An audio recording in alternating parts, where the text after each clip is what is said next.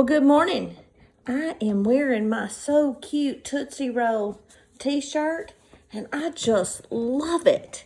I'm Widows with Purpose, and today is Saturday, and I'm going to go see my daughter Jana, and we're going to have some coffee together for a little bit before we decide to maybe take off and go to a flea market.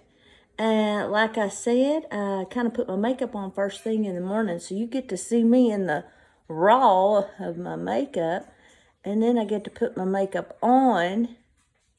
Whether I'm good at it or not is not the issue. I need help with that. We've already said that.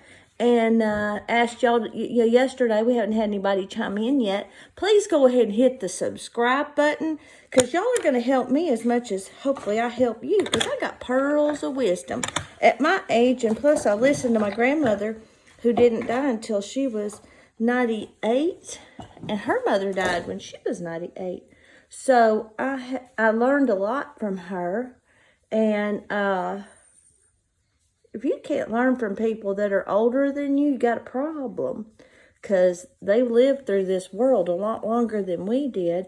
So it's always a good idea to ask somebody stuff, like, who should I marry? Well, I always tell people, if you're going to marry somebody, don't marry the person you want to live with, that's for sure. You marry a person you can't live without. That'll make all the difference in the world. I mean, if you have a doubt, I don't know if this is the right person, that's not the right person.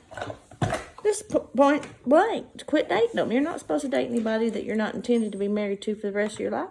For goodness sakes, you're not even supposed to have sex with them before you get married. And, that's not my rule, but it sure would have helped a lot of people, not having missing fathers and things like that.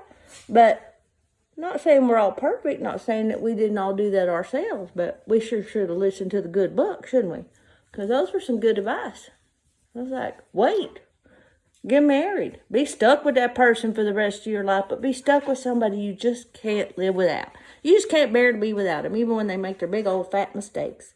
So I'm putting on my makeup, just talking.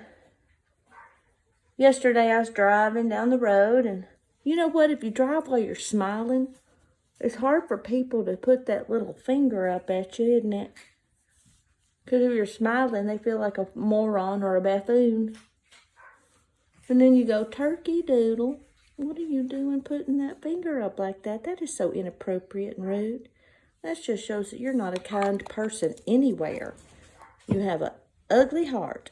If you are a person that does that, forgive me. I'm just going to call a spade a spade.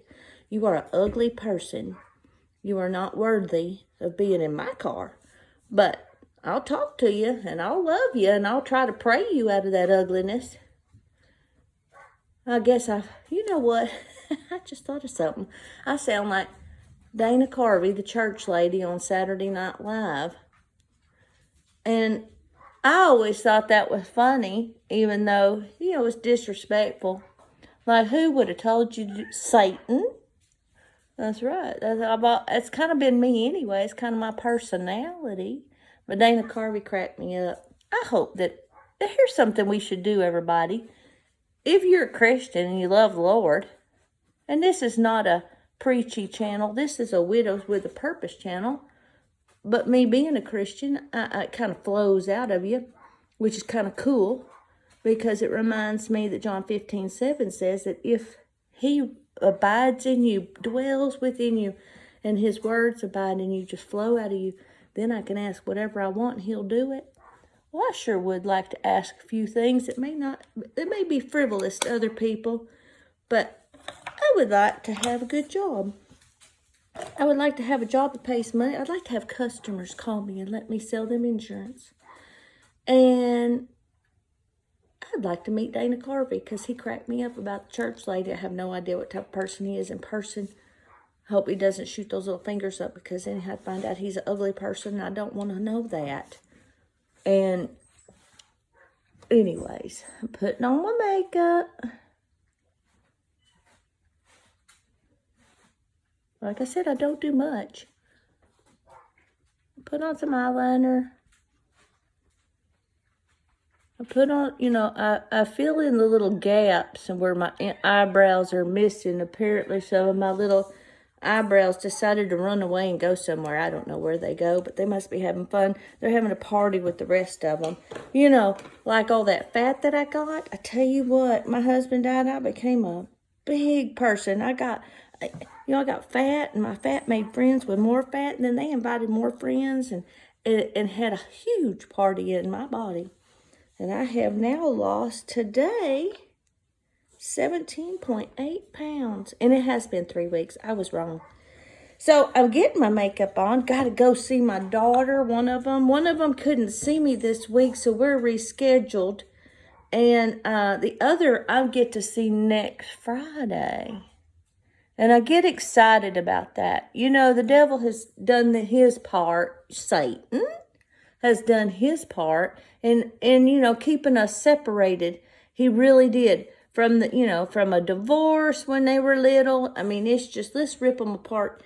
And then making sure that I had to work 80 hours a week. And then I got one job, Walmart, and I was working 80 hours a week. I had to sometimes. So it's like I really wanted one job to see my children more. You really can't. You can make up the things that you've done in your life, because nobody should hold against you the past.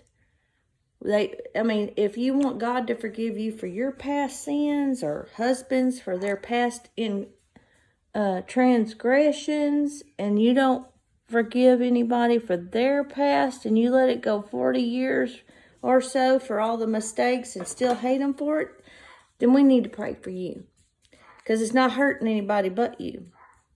So just remember that. Bitterness is like a hot coal. It only hurts the one holding it.